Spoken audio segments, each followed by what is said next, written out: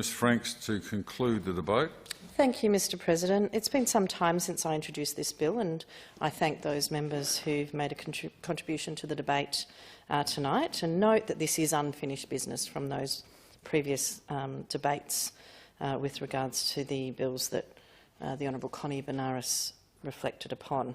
As I mentioned during my second reading speech, this issue does go all the way back to that deal that ran between Labor and the government, made behind closed doors to ram through the so-called gambling reform legislation.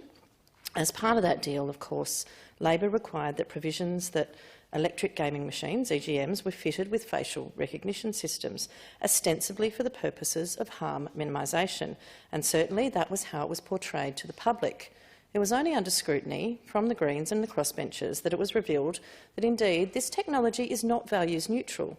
It can be used to groom gambling as well as to ensure harm minimisation. At the time, I sought to amend that piece of legislation, but as was the want of the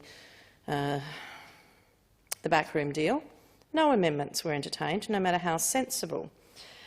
Of course, the requirements and the exposure of the foolishness of the belief that this was a value-free technology meant that in the regulations, the concerns raised by the Greens that this technology not be used to groom gamblers was put into the regulations. So this is unfinished business, because while the requirement to limit the use of facial recognition technology to the purposes of harm minimisation to identify problem gamblers who should be not allowed inside a venue is welcome, such a requirement is only temporary while it remains only in regulations. Because, as I raised at the time when we originally had this debate, the gambling industry, of course, will want facial recognition technology not just for harm minimisation, but indeed to groom gamblers. To refresh members' memories on just what this technology looks like, here's a few examples. Let's look at, for example, technology offered by Entech Lab. Their facial recognition system is called FindFace. FindFace is marketed to casinos as follows, quote, "Recognise VIP guests as soon as they enter the casino and provide the highest level of service."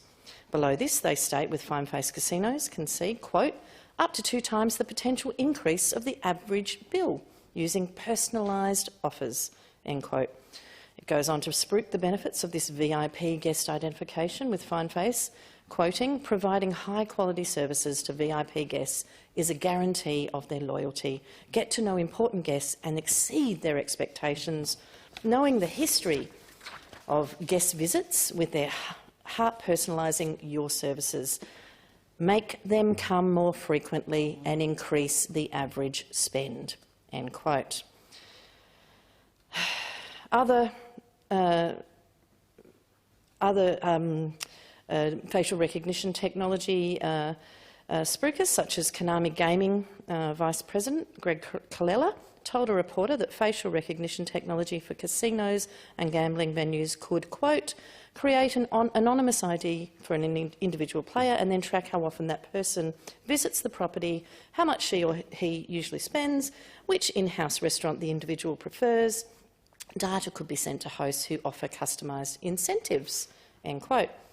This is why we must be ensuring in our legislation, not in the regulations but in the Act, that this technology, which is not values-free, is used to protect from harm, not to groom gambling and create that harm.